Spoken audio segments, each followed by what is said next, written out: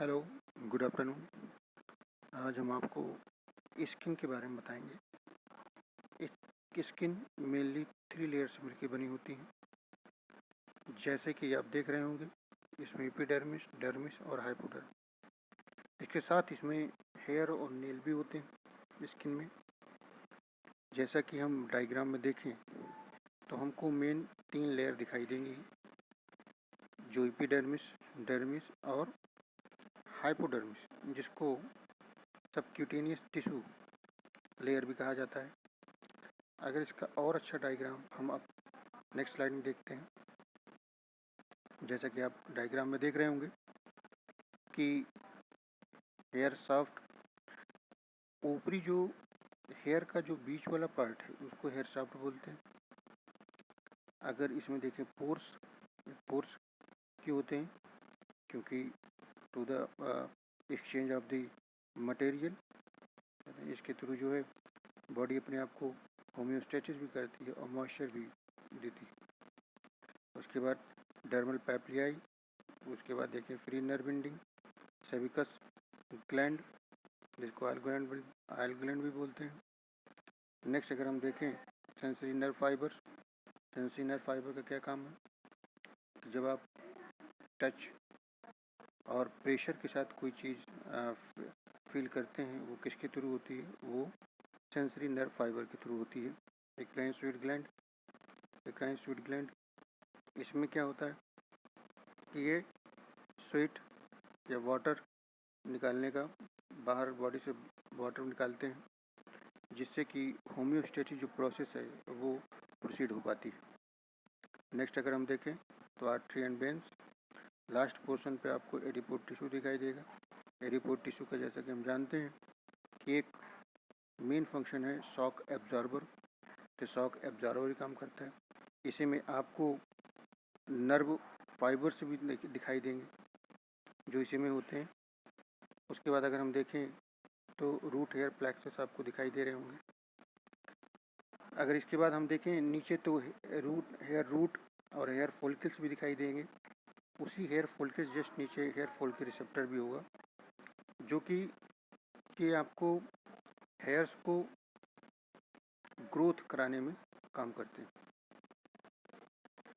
इस टाइप के डायग्राम के अध्ययन के बाद नेक्स्ट स्लाइड में देखते हैं इनकी स्ट्रक्चर और function, anatomy and physiology. Anatomy में अगर देखें तो जैसा कि आप जानते हैं कि 3 लेयर से मिलकर बनी होती है। जो एपिडर्मिस है वो थिनर है, आउटर लेयर है। जो डर्मिस है वो थिकर है, कनेक्टिव टिश्यू से मिलकर बने होते हैं।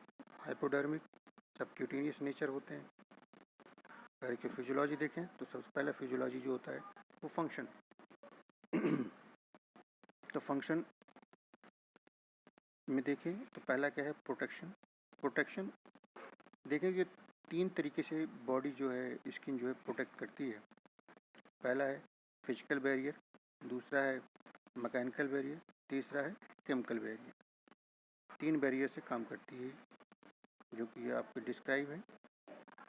नेक्स्ट अगर देखें regulation of the body temperature, तो how to regulate the body temperature, कैसे रेगुलेट करती है?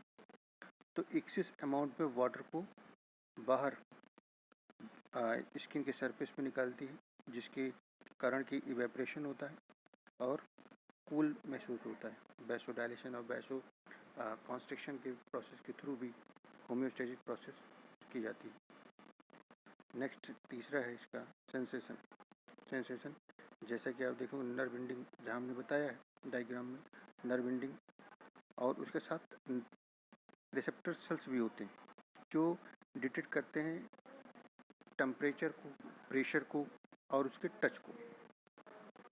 यहाँ पे हम बताना चाहेंगे जो सेंसेशन है, और आपके सिलेबस में है पेन का फिजियोलॉजी है, तो वो हम आगे डिस्कस करेंगे, ठीक है। तो उसमें ही ये नर्व फाइबर का ही काम होगा जो हम बताएंगे आपको। नेक्स्ट है सिक्रीशन में देखा जाए तो स्वेट जो है रिमूव करता है वाटर, उसके साथ साथ स्मॉल अमाउंट में वेस्ट मटेरियल भी रिमूव करता है, जैसे साल्ट हुआ, यूरिक एसिड हुआ, अमोनिया हुआ, बॉडी सरफेस ये ब्लड रिजर्वायर का भी काम करते हैं। नेक्स्ट अगर देखें तो जो चिक्स है आपका सिंथेसिस ऑफ विटामिन डी। तो जैसा कि इसमें आपने नीचे देखिए लिखा है, UV rays in the sunlight stimulate the production of vitamin D enzyme in the kidney and liver modify and convert to the final form cholesterol. Cholesterol aids in absorption of calcium from food and considered as a hormone। मतलब ये है जो cholesterol है वो आपका एक hormone का काम करता है, जो किससे जो कैसे बनता है, यूवी लाइट की प्रोडक्शन, यूवी लाइट के थ्रू, स्टिमुलेशन के थ्रू बनता है इसका। तो वो भोजन से कैल्शियम वगैरह का एब्जॉर्प्शन करता है। नेक्स्ट देखें हिस्टोलॉजी। अगर आप हिस्टोलॉजी को देखते हैं तो एक एक लेयर को हम डिस्क्राइब करेंगे। इसमें एपिडर्मिस है। एपिडर्मिस किससे मिलकर बना होता है? वो कैरेटिनाइज्ड स्ट्रैटिफाइड स्क्वैमस एपिथेलियम। उसके साथ साथ 4 अलग अलग सेल्स हैं और 5 लेयर्स इसकी होती हैं, जैसा कि आप डायग्राम में देख रहे होंगे। नेक्स्ट अगर हम देखें तो बायोकेमिस्ट्री है पूरे आपके स्किन लेयर की, जो एपिडर्मिस की है उसकी बायोकेमिस्ट्री है। तो इसमें अगर आप देखें कैरेनोसाइट्स होंगे, लैंगरहैंस सेल्स होंगे, डेस्मोसोम्स होंगे, जो कि आपको डायग्राम में दिखाई दे रहा होगा। और सबसे नीचे अगर हम देखें ये डर्मिस लेयर है, फिर स्ट्रेटम बेसिस है, फिर स्ट्रेटम स्पाइनोसम है, फिर स्ट्रेटम ग्रेनुलोसम है और स्ट्रेटम कम्युनिसम है। तो हर सेल का अपना अपना अलग, जितनी भी सेल्स आपके ये लेफ्ट साइड में दिखाई दे रहे होंगे और राइट साइड में उसके फंक्शन, एक ब्रीफ स्टडी है। नेक्स्ट अगर हम देखें तो cell in the epidermis. Epidermis cell कौन कौन से होते हैं? तो keratinocytes, melanocytes, Merkel cells, Langerhans cells, ये 4 टाइप के सेल्स पाए जाते हैं। कैरेनोसाइट्स जो कि बहुतायत मात्रा में पाए जाते हैं, मोस्ट अबंडेंट होते हैं, प्रोड्यूस कैरेटीन प्रोटीन जो फाइब्रस नेचर की होती है। ये अगर देखें कैरेटीन प्रोटीन ये क्या होती है? प्रोटेक्टिव नेचर की, वाटर प्रूफिंग होती है और इसमें स्किन पर इनका एक वाटर प्रूफिंग एक परत बनी हुई होती है। Continuous mitosis form in the deepest layer called the stratum basals। Next अगर हम देखें तो ये कैरियोसाइट्स टीएस से काट के दिखाया गया है, जिसमें अगर आपको हल्का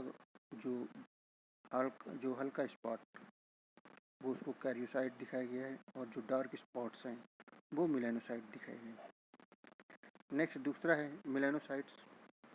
मिलानोसाइट्स क्या है? Cell produce the brownish and black pigment. ये क्या प्रोड्यूस करता है? ब्राउनिश और ब्लैक पिगमेंट प्रोड्यूस करता है। उसको क्या बोलते हैं? मिलानिन बोलते हैं। मिलानिन अगर एक जगह पे एक्यूमुलेट हो जाए in the melanosomes and transported through the dendrites of the melanocytes to the keratinocytes.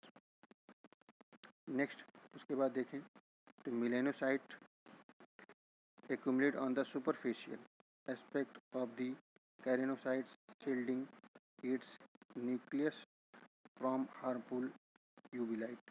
कहने का मतलब ये है कि अगर जहाँ पे मेलानोसाइट्स, जहाँ पे मेलानिन आपके एक्यूमुलेट हो रहे हैं, वो क्या काम करते हैं? एक शील्ड टाइप का काम, एक प्रोटेक्शन का काम करते हैं सनबर्न का, यूवी लाइट से। Lack of melanin that is called albino. ये आप डायग्राम देख रहे होंगे। तो इसमें मेलानोसाइट्स विद मेलानोसोम्स आपको दिखाई दे रहे होंगे, डेंड्रिट्स दिखाई दे रहे होंगे। आप keratinocytes with the melanin granules over the nucleus जो आपको दिखाई दे रहा होगा इसमें। Next Merkel cell. Merkel cell क्या है भाई? इसके बारे में देखते हैं। स्ट्रेटम बेसल्स होते हैं। Epidermis of the hairless skin. Epidermis of the hairless skin make contact with the sensory neuron ending called the Merkel disc, जिसको बोलते हैं टच। ये मार्कल सेल्स है जहाँ पे आपको टच की फीलिंग होती है। ये स्थान आपका हेयरलेस होता है। लैंगरहैंस होता है, लैंगर फोर्थ है लैंगरहैंस सेल्स। अगर इसकी हम बात करें तो स्टार शेप के होते हैं। एक एराइज कहाँ से होते हैं? बोन मैरो से, और माइग्रेट टू दी एपिडर्मिस, और एपिडर्मिस में चले जाते हैं, एपिडर्मिस में माइग्रेट होते हैं। अगर हम इसको और बात करें तो एपिडर्मल डेंड्रियाटिक सेल्स, जिसको मैक्रोफेज बोलते हैं, इसी में WBC इसके साथ इंटरेक्ट करें तो इसको टी हेल्पर सेल्स भी कहते हैं। और ये क्या है, ईजिली डैमेज हो सकते हैं किसके थ्रू? यूवी लाइट के थ्रू। यूवी लाइट के थ्रू इनको ईजिली डैमेज किया जा सकता है।